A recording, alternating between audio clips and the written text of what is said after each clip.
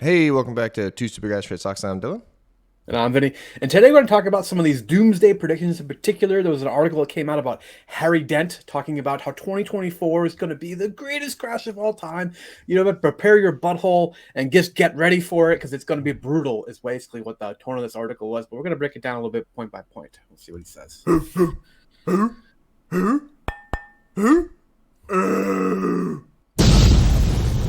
Two Super Guys Trade Stocks. All No right. boy. Well, I'd honestly never heard of Harry Dent until we started talking about Michael Burry and a lot of his doomsday predictions. And, basically what people were saying is like, oh, you should check out this other guy. And, he's, it's interesting to listen to some of his points. Certainly then they have some validity to them, but it takes it to an extreme kind of media grabbing sort of thing. I But if you all remember this famous one by Burry here talking about how this is the greatest speculative bubble of all times by 2 orders of magnitude, Harry Dent really has been echoing the same sentiment, and he's going to say even definitively 2024 is going to be when we see it come to okay. fruition as far But as just this just be collapse clear, of this bubble. he was wrong. They're both Yeah, wrong. They're yeah, both. If you say there's a crash every year, eventually you're going to be right. yeah. So Yeah, this is that famous. They've predicted 100 of the last two crashes there you go. scenario. That works for me. Um, not to say that you shouldn't pay attention to them because it's always good to kind of understand the issues that may be developing in the market, and you people can certainly highlight it. So this is kind of like an article that was about the video he put out where he's talking about this everything bubble across stocks and crypto and housing, and that's going to burst spectacularly in 2024. And he goes on to make some very precise predictions, which make it very easy to refute and show you just exactly how dramatic he's being. Right. So So, we've actually, I think yeah, it was 2022 or 2023. We actually looked at his because he gave a month one time, and we did yeah, multiple videos. Like, didn't happen. yeah, All time highs. exactly. That was, I think it was like March of like 23. It's like not even close. No, no, exactly. Greatest crash of our lifetime. You start saying things like that. That's pretty. What's the word I want to say? Dramatic, right? You're talking about major life-changing things, economic cycles that can make or break you, right? This is the stuff where you set up generational wealth or destroy it and lose it all at once. And he also highlighted the government spending here, which has kind of been in the news cycle in the last week or so as we kind of crested a new mark in U.S. government debt. I'm not sure if you saw the presentation or if you were familiar with the levels we're at, but it's pretty crazy. Basically, like I said, he's saying the biggest single crash year we'll ever see in our lifetimes is going to be this year. He talks about the creating of the everything bubble and asset prices and how SP 500 fell sharply. This is 2022. He's talking about then 2023 it kind of rebounded, and then house prices have also surged to record highs despite the elevated mortgage rates. We're still seeing home prices stay significantly elevated, and this is where he goes on to make his kind of size of his prediction. The crash is not going to be a correction. Okay, this is going to be more like 1929 to 1932 level. All right, we've heard of that, but I don't know if you know off the top of your head, like how large was the crash of the Great Depression here? Do you have a Um, concept? 50. No, it's even larger than that. Oh God. Yeah, Okay. it's an almost 90% crash from peak to trough. That's what he's calling for. Do you think there's any chance in hell we approach a 90% peak to trough crash? No. No. Okay. Well, any chance in hell? Yes. Like Sure. 1%. But Yeah. no. This is when World War III potentially breaks I out, mean, which obviously is a possibility. Unfortunately, if you read the news, but it always seems like it is. it's a completely different environment, right? Like imagine Apple or Google or Meta who bring in billions and billions, like 20 billion a quarter for some of these companies. Imagine them Yeah. going from what's Google at? So 140, so $13 a share. I Okay. mean, I would love to buy some Google at Yeah, me $13 too. share. That would be great. I don't. That's not gonna. It's not gonna happen.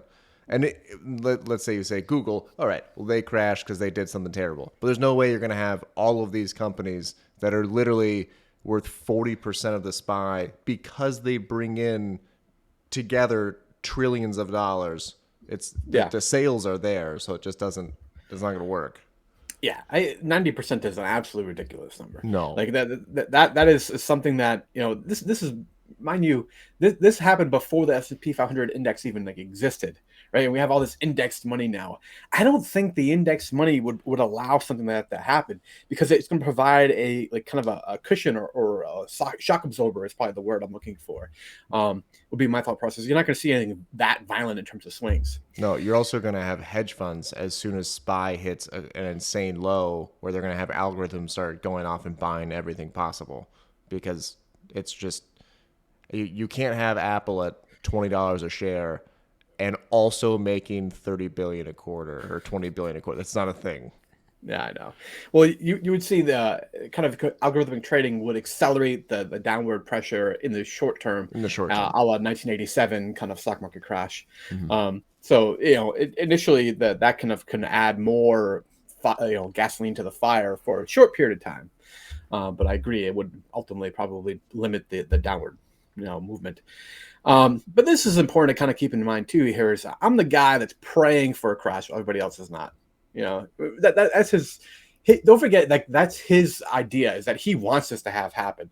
And one of the ways you can make something like this happen is by dispersing this information, by sowing these seeds. That's why you see these like really prominent bears that are out there in the community constantly and throwing this information out there, is because they want everyone to kind of be a little fearful and think that, like, maybe he's right, maybe this is the big one, maybe this is what is going to happen, right? Yeah. Does that make sense? Yeah, no, it's the self-fulfilling prophecy idea. Mm-hmm. But when you say it every year and also give a precise month, and then you're wrong just seemingly every time, but like twice, I don't Yeah. it just loses weight. Well, he went on to make another prediction, basically talking about like the housing market. Although, it's not exactly, but imagine, no, not only can you buy the house you want at half off. So he was saying around a 50% decline in housing, if that were to be believed as like an actual, what's the word I would say, a concrete data point of half, right? Yeah, I had to go back and look at the 2008 financial crisis to see like what was the peak to trough there. Was it as significant as this? Because I don't think it was anywhere close to half off. In reality, it was about 27%. So it was about a quarter the fall from peak to trough. And don't forget just how artificially hot garbage the housing market was before this, great financial recession. Right? We're talking about. Remember this scene from yes, I The Big Short? do. It's like we're talking about houses or something. strippers with multiple houses and Yeah. condos, who constantly refinancing their loans because they're in interest-only mortgages, things like that. That doesn't exist right now. That there are very, very few. You need to have a massive pile of kindling in order to be able to throw an ember on it and get a fire like you did back in 2008, where it was 27%. And he's talking about 50%. And we have nowhere near the artificial garbage propping up the market right now. We do not. Back then. We also have hedge funds buying up houses left and right. So the demand is still there. Not that I agree with it, but the demand is still there. So it doesn't make sense. Exactly. And then, you had whole neighborhoods being built that were just vacant lots, effectively, or vacant homes. This is not what we're seeing heading into this kind of economic tightening cycle. So to think of the fact that he's calling now for a larger reduction, that even doesn't even broach like anything on reality. Might as well start selling property on Mars if you think this is actually going to make sense. So this is kind of the number I was talking about or alluded to earlier. We just crossed $34 trillion this week. There's a big moment for the U.S. It's very, very nice. Is it weird that I think the debt per taxpayer of $264,000, actually just debt per citizen of $101,000. So like my 11-month-old baby already $100K in debt. Yep. Oh boy. Yeah. I know. Obviously that's an average, but. Dave Ramsey needs to start addressing the real problems of this country, okay? Even though if you could completely eliminate all your personal debt, you're still hundreds of thousands of dollars in government debt. What the hell?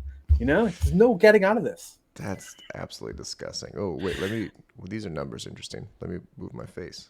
The U.S. federal debt to GDP. Yeah. You can actually go and Google, this is like U.S. debt clock or something like that as far as the website.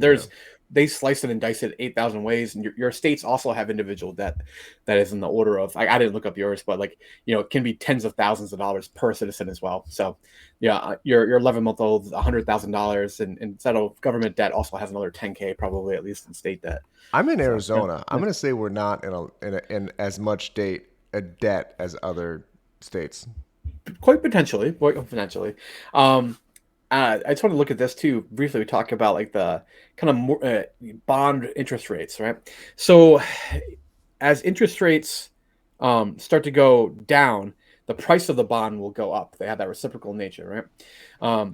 The dot plot for the Federal Reserve for the most recent meeting called for 325 basis point cuts in 2024. If you look at the CME Fed Watch tool, which is basically the market betting on what they think interest rates are going to do. If you look at December 2024, the blue basically indicates like the highest percentage. This is where they think the most likely kind of target area for the Fed funds rate will be. As you notice, the numbers get kind of lower as we go out because it's a little more and more uncertain.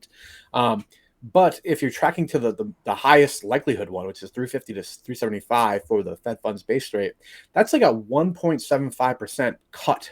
So they're saying they're not going to get to 325 basis point cuts that the Federal Reserve was pricing in. They're saying you're going to get an additional percent above that.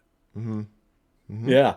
So Which they're is saying the rate's going great. to get aggressively cut by almost 2% next year. It's great for the TLT trade, baby. The TLT Yeah. trade, Yeah. which we're going That's to talk very about true. after Slay. Yeah, one thing I wanted to just highlight with this is, you hear all this noise about, timing the market and all these doomsday scenarios. 2024 is going to be horrible.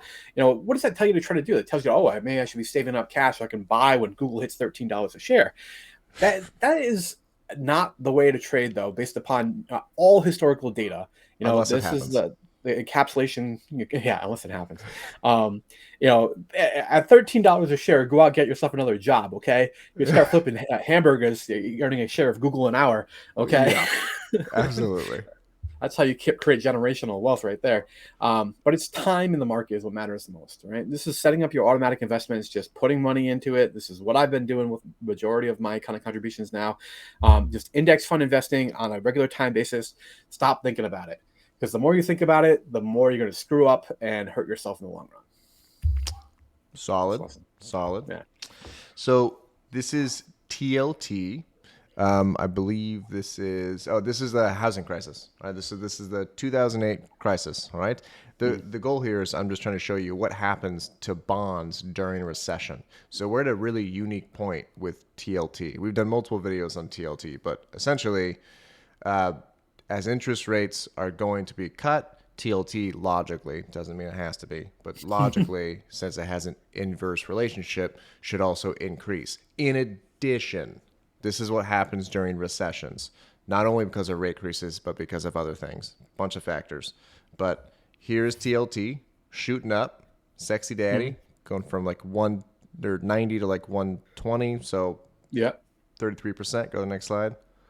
And this is the stock market. So do the exact opposite. All right? Yeah. Flight to safety, right? People buy It's the things that are safety. perceived as safer. Yeah. Exactly. Go to the next slide. This is your SPY during COVID. Yeah. Okay. Wow. I don't think anyone would have predicted that this after. No. It's crazy. Not at all. No, I That's missed just it a Fed, 100%. Fed printer running right there. Yes. Constantly for it. And then this is your TLT. Hit essentially all-time highs. All right? Yeah. So we're chilling around 95. We're actually right at the like 200 moving average. I am not loading up more. I think I have 350 shares. I'm Okay. not loading up more, but as if it approaches like 93-ish, I'm going to sell puts. Okay. Cash secured puts, because this is kind of an accumulation of fairly ideal conditions for bonds, right? Bonds got hammered to hell. We had an interest rate that we have not seen in a very long time, like, I don't know, 17 years or something, somewhere around there. Yeah. Everyone fled to stocks, and now you have a possible recession. Even though people still are thinking it's a soft landing, it's still going to be great for bonds. So I am thinking about putting more money in, but I'm biding my time here. All right. And don't forget the lesson from the congressional video we did last week too. What did Congress invest in last year? Bonds. Bonds. There you go. You always follow Nancy Pelosi. Follow the money. Follow Yep. the money. All right, All guys. right, guys. Catch you next one.